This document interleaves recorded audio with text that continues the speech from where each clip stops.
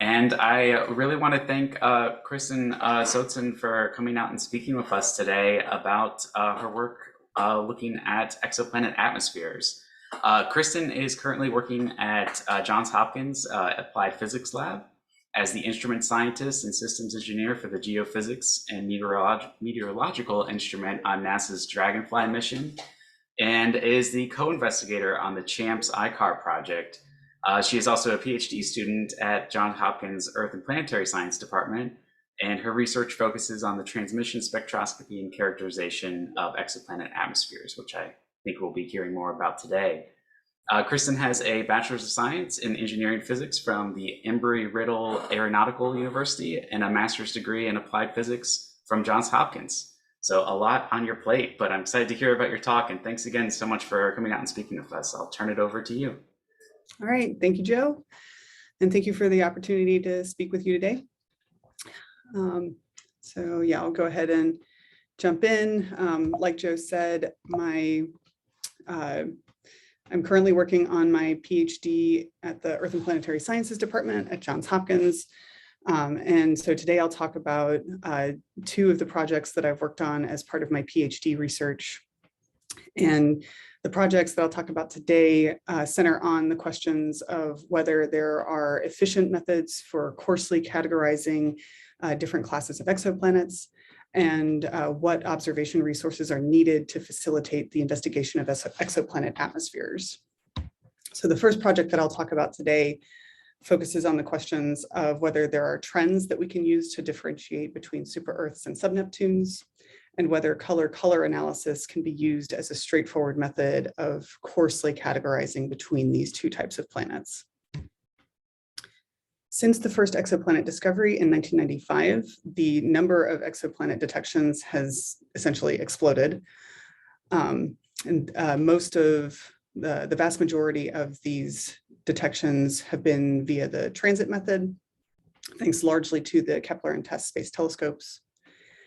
And while early exoplanet discoveries were dominated by hot Jupiters and gas giants, the current population of, as of about last week, approximately 5,000 confirmed exoplanets, predominantly comprises super-Earth and Neptune-like planets. Within this population of exoplanets, Fulton and Pettigura 2018 found a bimodal distribution of planets, planet sizes for planets smaller than Neptune, where instead of a uniform or smooth size distribution for these planets, we see these two peaks around roughly 1.5 and 2.5 Earth radii, with relatively fewer planets occupying the 1.5 to 2 Earth radii size range. So the planets in the lower half of this distribution are generally considered to be super-Earths. These are planets with radii between 1 and roughly 2 Earth radii. They're generally expected to be terrestrial or at least rocky and to have secondary atmospheres dominated by volatiles.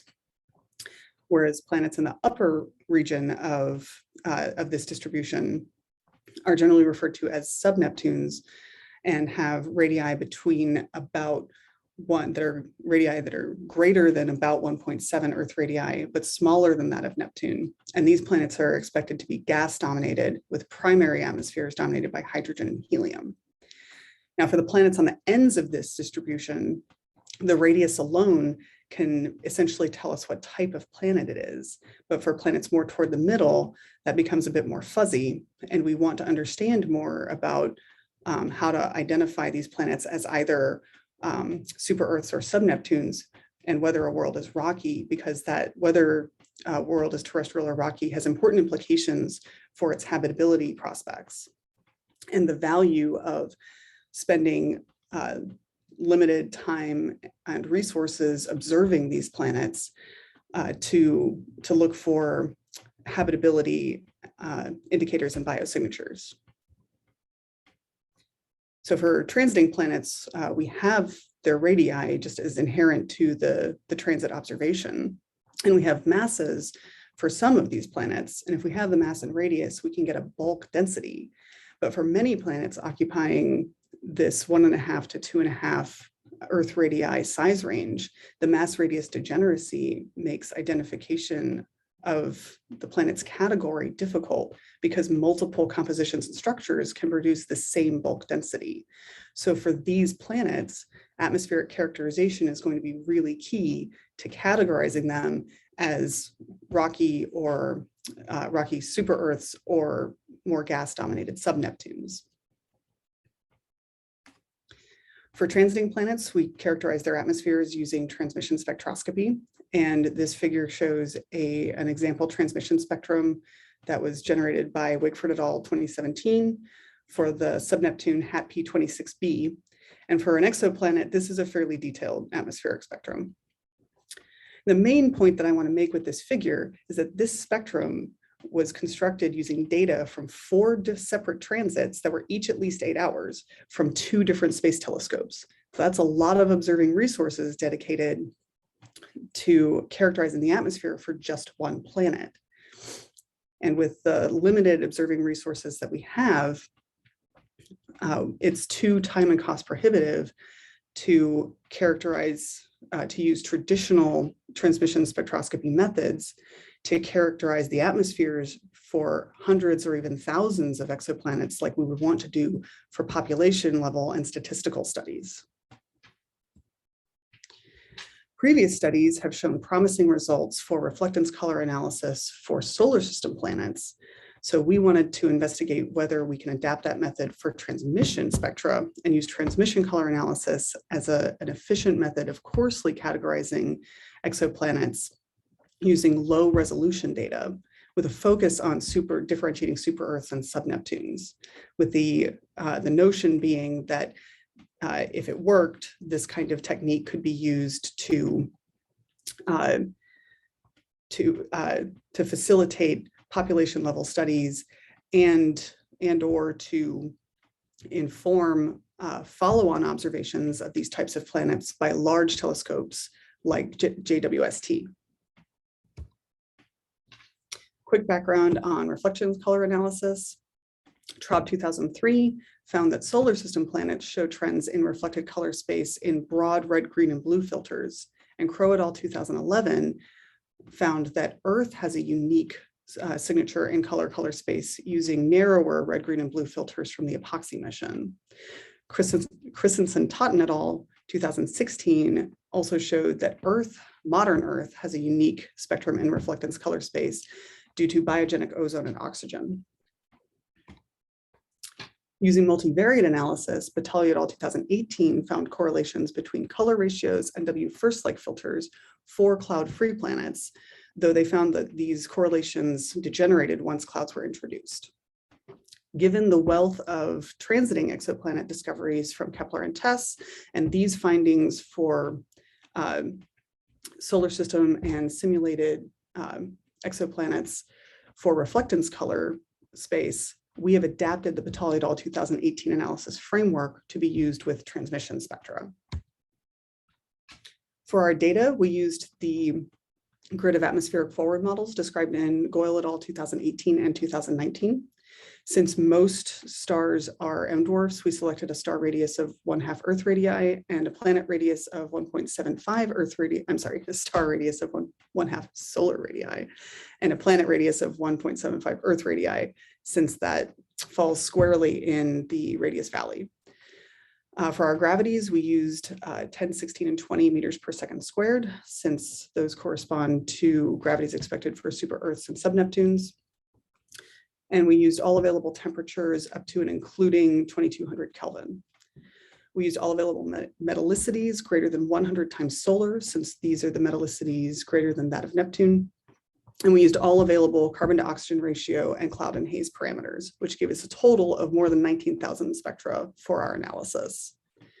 One important caveat for this study was that we did not include noise in our model spectra, since we wanted to investigate whether the transmission color technique worked in principle before we added noise. For our filters, we wanted to cover a range of potential habitability and biosignature features that can be detected with achievable instrumentation technologies. So we used a wavelength range of 0.2 to 30 microns with a spectral resolution of 20, which is admittedly not a high spectral resolution, but it still gave us 104 filters and over 5,300 filter pair combinations. So to keep the computation time tractable, we limited ourselves to that R of 20.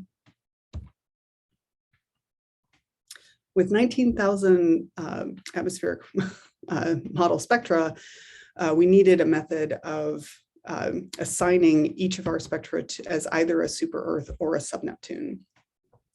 The atmospheric chemistry for these models is primarily governed by the atmospheric metallicity. So we investigated the relationship between atmospheric metallicity, atmospheric mean molecular weight, and hydrogen fraction. And for our data set, we found a visible division at a molecular weight of 10 atomic units. And we used this as our threshold for assigning super Earths versus sub-Neptunes. Batali et al. 2018 analyzed the simulated reflected light spectra for over 9,000 model extrasolar giant planets with a focus on W first-like filters in the optical and near infrared. And they used their analysis framework to conduct a statistical analysis over metallicity, phase angle, and cloud profiles. So we have adapted that analysis framework to be used with transmission spectra. The primary change came in modifying the reflectance color metric from a flux ratio to something appropriate for transmission spectra. And we investigated both a transit depth difference and a transit depth ratio. With 5,300 filter pairs, we needed a method of down selecting to a practical number of filters, preferably on the order of 2 or 3 filter pairs. So we conducted a Pearson correlation analysis to see which filter pairs were most strongly correlated with mean molecular weight. And we also performed a linear discriminant analysis, or LDA, to evaluate the relative information content between our filter pairs.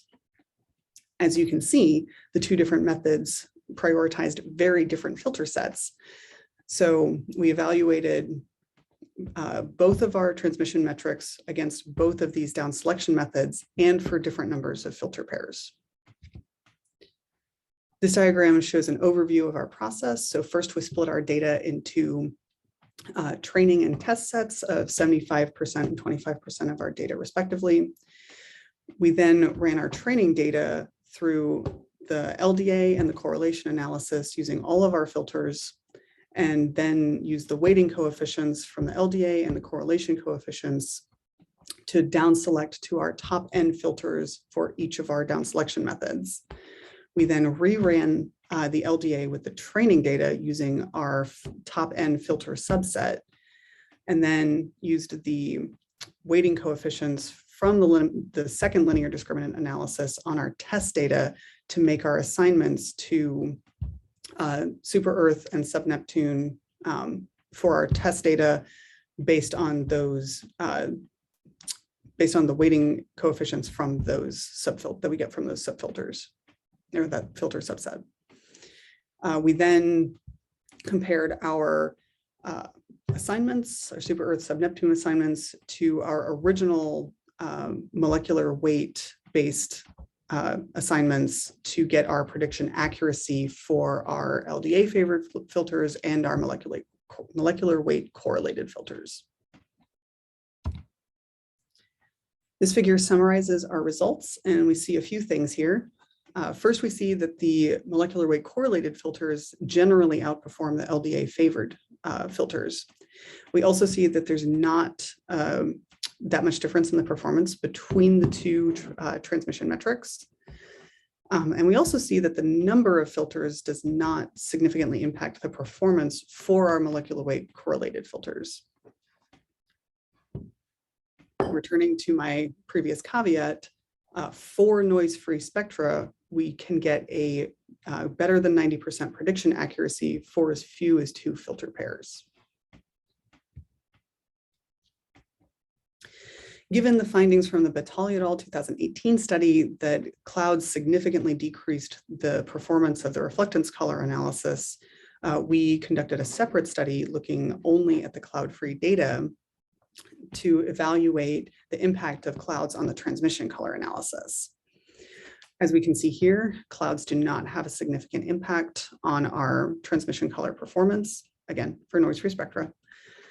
And we also see that our top 3 filter pairs are in the near and mid-infrared, and that they are consistent across our data sets and for both of our transmission color metrics. This figure shows our top 3 filter pairs in the context of a couple of our spectra, and we can see that the filters are triggering on known molecular species, namely water and methane. This figure also shows a comparison between low and high molecular weight atmospheres for the clouds and cloud-free. And one of the things that we can see here is that even with clouds, the spectra retain enough of their shape that we can still differentiate between the super Earths and sub-Neptunes despite the cloudy atmospheres. We did look at our spectra misclassification rates to assess whether there were trends in the misclassification of our spectra. And the primary trend that we found was that the misclassification is correlated with gravity. This is not surprising since molecular weight and gravity both have inverse relationships to the atmospheric scale height, which governs the shape of an atmosphere spectrum.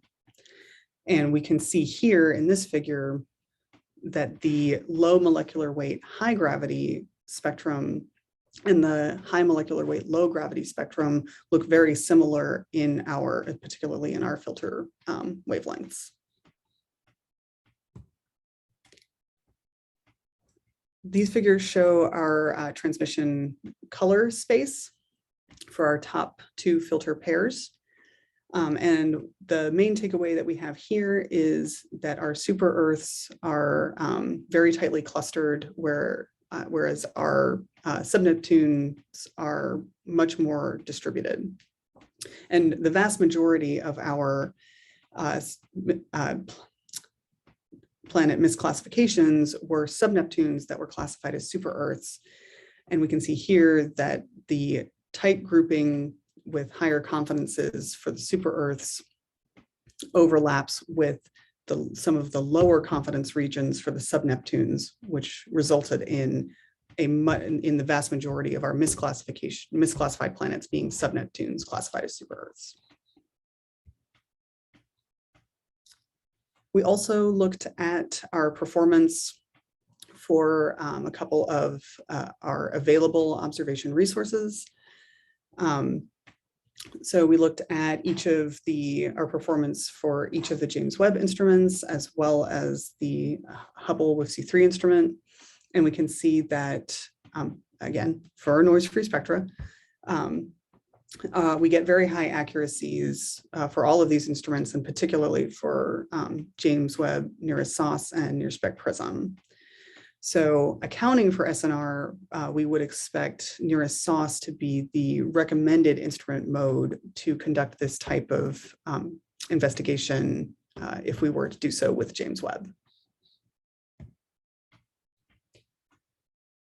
So conclusions for noise-free spectra, we have demonstrated the ability to use transmission color analysis to distinguish between super Earth and sub-Neptune atmospheres with greater than 90% accuracy for as few as 2 filter pairs. And our most useful filter pairs are in the near and mid-infrared. We also found that clouds do not significantly impact the separability of our low and high molecular weight atmospheres. Going forward in the future, we would like to account for instrument throughput and SNR to get a better feel for the practical performance of this method using practical instrument properties. And we would also like to evaluate this method for more types of atmospheres and consider the implications for future instrument and spacecraft technology development. For more details, please see our paper, Sotzen et al. 2021 in the Astronomical Journal. So the second project that I'll talk about today focuses on the question of what observing resources we need to conduct investigations of exoplanet atmospheres, and specifically looking at different telescope sizes.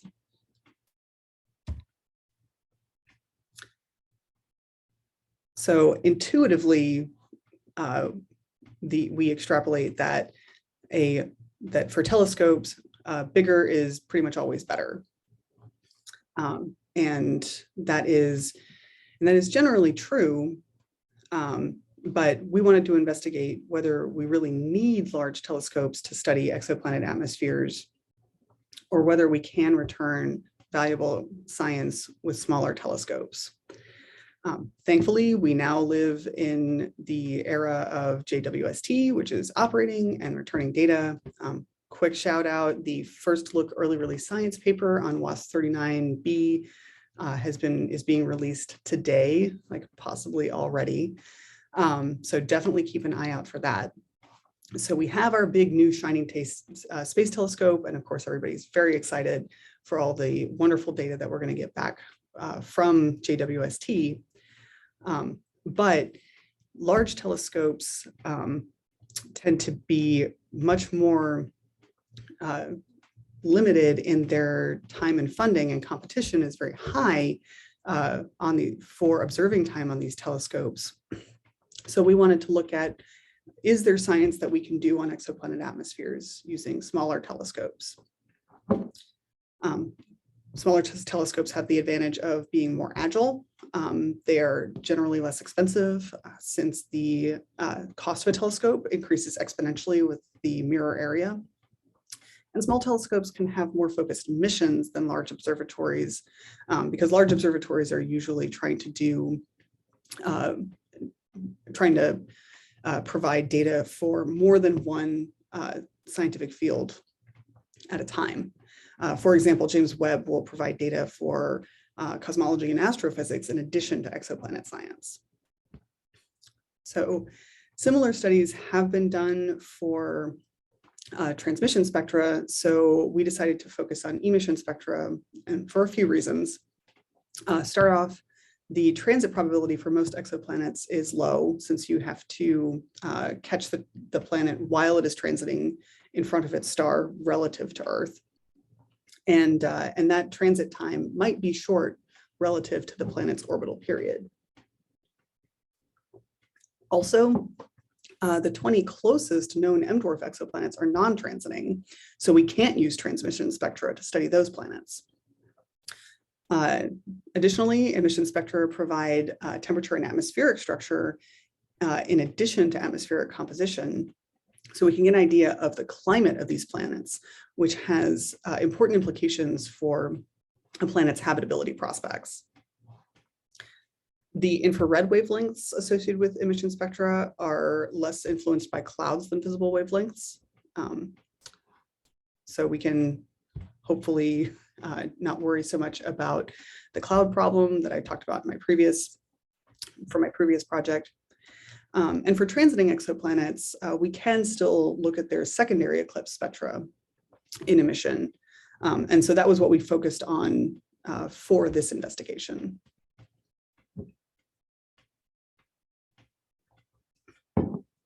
So for this study, we looked at a spectral resolutions of 30, 50, 100, and 300. And we started with an aperture size of about 2 meters to approximate Hubble. We also looked at 6 meters to get a representative performance for JWST. And we used 9 meters as something of a performance baseline, and also as representative of some of the JWST follow-on concepts. For each of our resolution and aperture size combinations, we evaluated our performance for 10, 100, and 1,000 eclipses. We use TRAPPIST-1e as our fiducial terrestrial planet example, and we generated forward models for TRAPPIST-1e emission spectra for our different resolutions using Mike Line's terrestrial chimera code. And we validated these forward models using Virtual Planet Labs smart model. We then added noise to our atmospheric spectra using Tom Green's Origin Space Telescope noise model. We did assume a 0 ppm noise floor, and we included background noise, photon noise, and zodiacal light.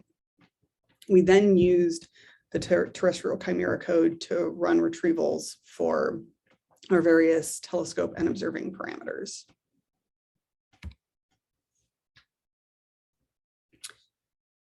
For our model TRAPPIST-1e spectra, we wanted to cover a wavelength range that would capture multiple bioindicator and habitability absorption features. So we used a wavelength range of 3 to 22 microns. The terrestrial chimera code does not have the ability to simulate clouds, so we did not include clouds in this investigation. This figure shows the spectrum for our R of 30 6-meter 100 eclipse case to give you an idea of the emission spectrum shape and of what our uncertainties look like. So we evaluated our performance for our retrieval performance for about a dozen different atmospheric and constituent parameters. But primarily for legibility's sake, for this presentation, I will focus on our primary habitability and bioindicator parameters of surface temperature and water, CO2, and ozone abundances. So for our 2-meter performance, we essentially get what we would intuitively expect. For 10 eclipses, we can't constrain very much. For 100 eclipses, we do start to constrain the surface temperature, but not much as far as the atmospheric composition. And then for 1,000 eclipses for 2 meters, we do start to get a fairly tight constraint on the surface temperature, and then we can get some upper bound, a lower bound on the water, and an upper bound on the ozone. Looking at the 6-meter case, as expected, we can constrain more with fewer eclipses. So we can start to get a decent constraint on the surface temperature with just 10 eclipses. And then we can get those lower and upper bounds on the water and ozone and start to constrain the CO2 with 100 eclipses. And then by 1,000 eclipses, we're really starting to constrain our atmospheric properties. And these findings are consistent with previous studies that have been done, for example, by Tremblay et al. 2020. Moving on to our 9-meter performance, again, we can constrain more sooner, starting to get some of those lower and upper bounds on the atmospheric constituents within 10 eclipses. And what we see succinctly with the 9-meter performance is the trend that we saw with our smaller telescopes, where first we can constrain the surface temperature, then get bounds on the water and ozone, and then as we add eclipses, constrain the CO2, and then finally constrain all of the atmospheric parameters. Since stellar brightness and number of eclipses are somewhat fungible, we wanted to investigate the relationship between signal noise ratio, stellar brightness, aperture size, and number of eclipses. So for our 10 eclipse case, we can see that for small telescopes like our 2-meter, we really, to get an SNR better than 1, we really need to stick with some of the brightest stars. As we increase the number of eclipses, we see that increasing the number of eclipses, even by orders of magnitude, doesn't get us a tremendous amount in signal noise ratio. And this is largely because for larger telescopes, this is essentially because of the square root relationship between the signal and the photon noise. Whereas for smaller telescopes, namely 2 meters and below, the background noise actually starts to dominate at most wavelengths. And so the gains from adding eclipses for smaller telescopes become even more limited. So our conclusions for this study, background noise tends to limit the gains from increasing numbers of eclipses for telescopes 2 meters and smaller. And for small telescopes, we do require an objectively large number of eclipses to start to constrain parameters for a TRAPPIST-1-like system, where we need about 100 eclipses, or on the order of 100 eclipses, to constrain surface temperature to within 20% of truth, and upwards of 1,000 eclipses to estimate bounds on some of our atmospheric abundances. We do see a progression in when we increase telescope size / number of eclipses. We see this progression of constraining atmospheric properties, where we can constrain surface temperature, then get a lower bound on our water abundance, and constrain our ozone and CO2. And though I didn't show it, after progressing further, we can then get an upper bound on the methane abundance. While I am presenting this work, it was by no means done in a vacuum. So I'd like to thank the various co-investigators who have contributed to these projects, with special thanks to Kevin Stevenson, Aaron May, and Jake Lustig-Jaeger at APL, to Natasha Batalha, whose insight and guidance was instrumental to the color work, to Sarah Hurst and the Hurst Lab Research Group for their contributions and insights, and to Mike Line for his contributions to the terrestrial chimera code. So I will leave up my conclusion summary for now. Thank you, everybody, for listening, and I'll be happy to take any questions. Thank you so much, Kristin. That was a great talk. Thanks for going through those projects. So yeah, if anyone has any questions for Kristin, please feel free to raise your hand, or you can post them in chat.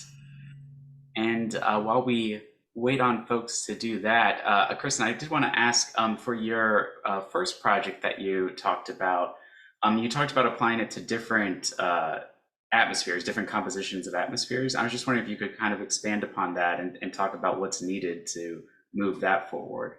So I'm glad you asked, Joe. I have backup slides for that. Yay. Somewhere. Okay, so we did take a first look at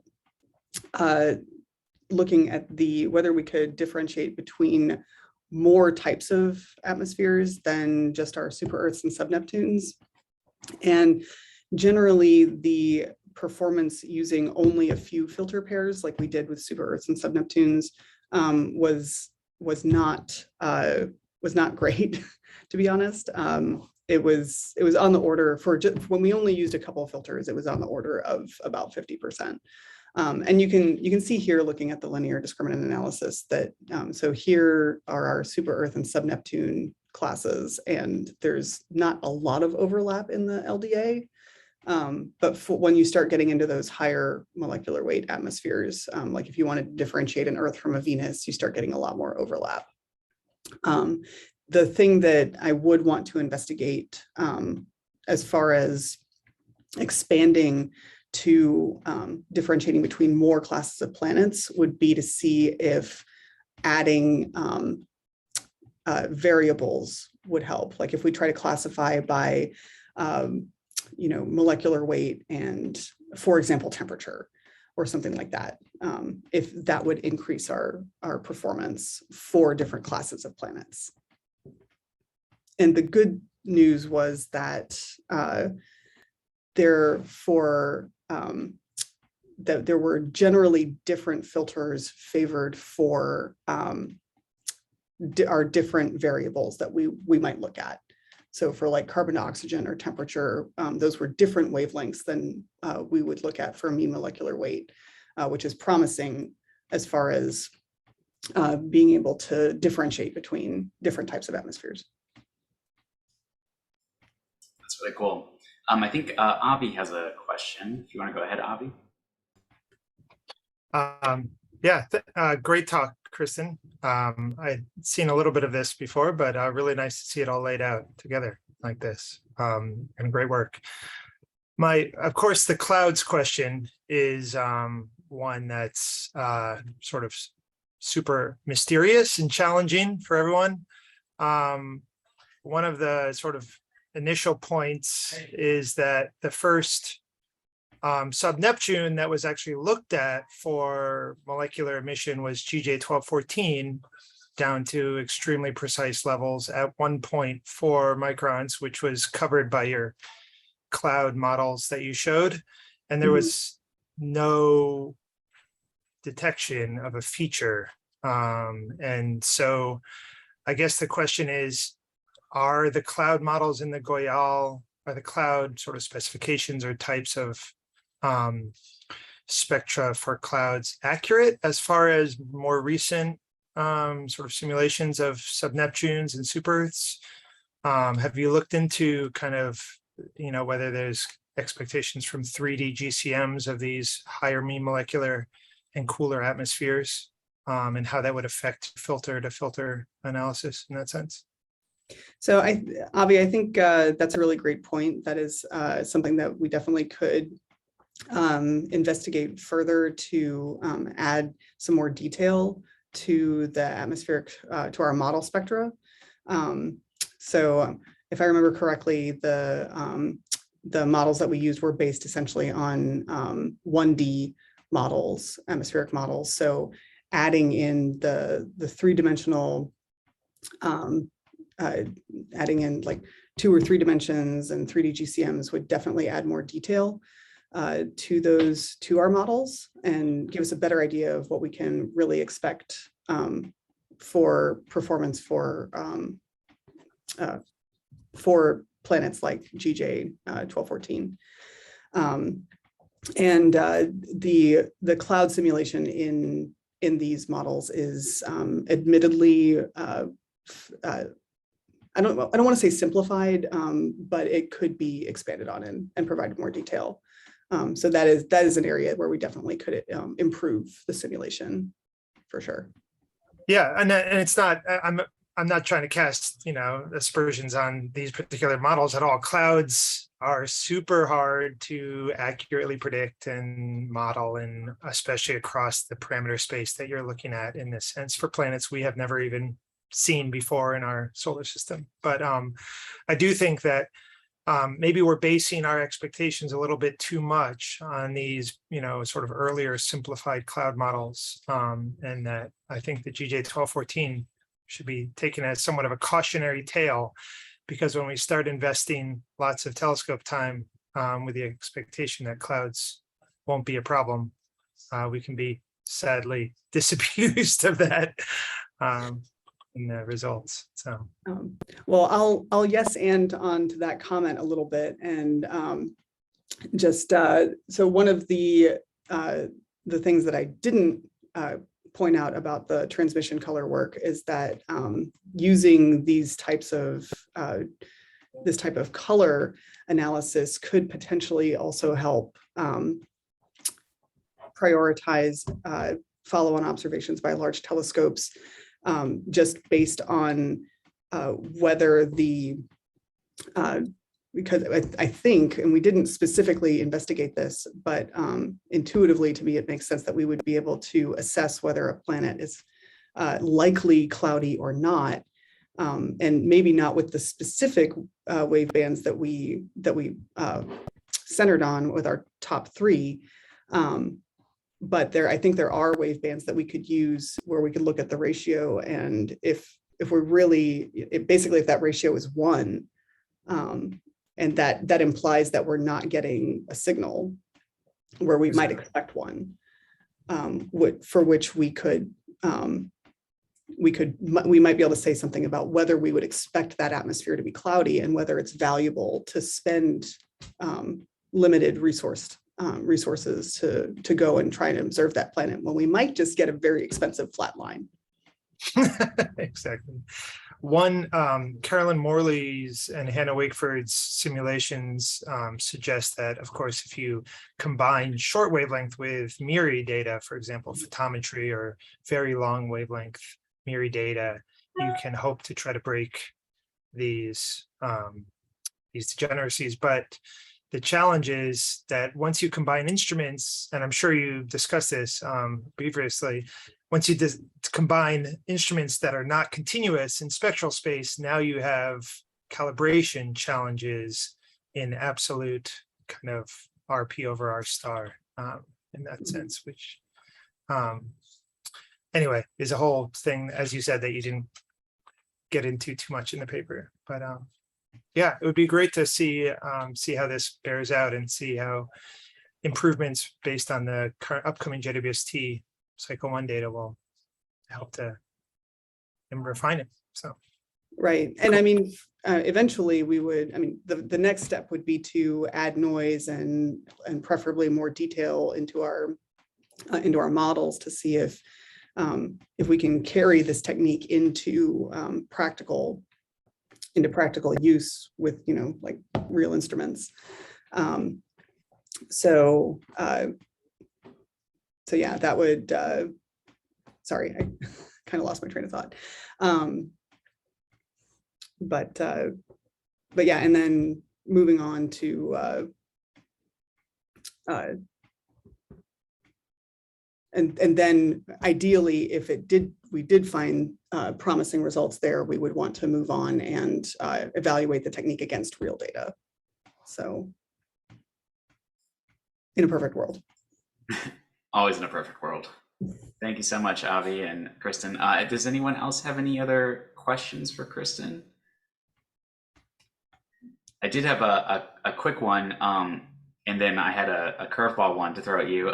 Just the quick one. You talked about finding the upper bound on methane with your retrievals, and I was just wondering, is that something that you really need, like the huge, like 9-meter telescope to be able to get that upper bound? If I remember correctly, we don't get a lot on with the 6-meter.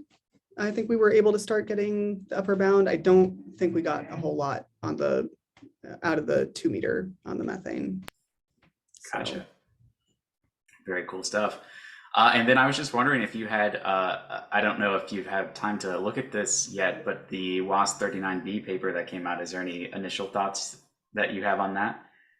I actually haven't. I was very sad that I did not have time to look at that paper just in detail just yet. But I am very excited about I'll take a little bit of a risk and say about the CO2 detection that they made for that paper, which is probably not too risky to say since I'm pretty sure the paper is on the archive at this point. But yeah, Avi just put it in chat. So yeah, there's conversations going on on Slack right now about it. But that's awesome. Yeah, I was just curious what your thoughts are. Well, if there's no other questions, I think we will end it there. But Kristin, thank you so much for coming out and speaking with us today. It's really, really awesome work that you're doing, and awesome that you're juggling all these different projects at the same time. Well, thanks so much, Joe, and everybody for calling in. I really appreciate the opportunity to speak today. Great. All right. Well, I hope everyone has a great rest of your day and a good Labor Day weekend coming up. Take care, everyone. Thanks.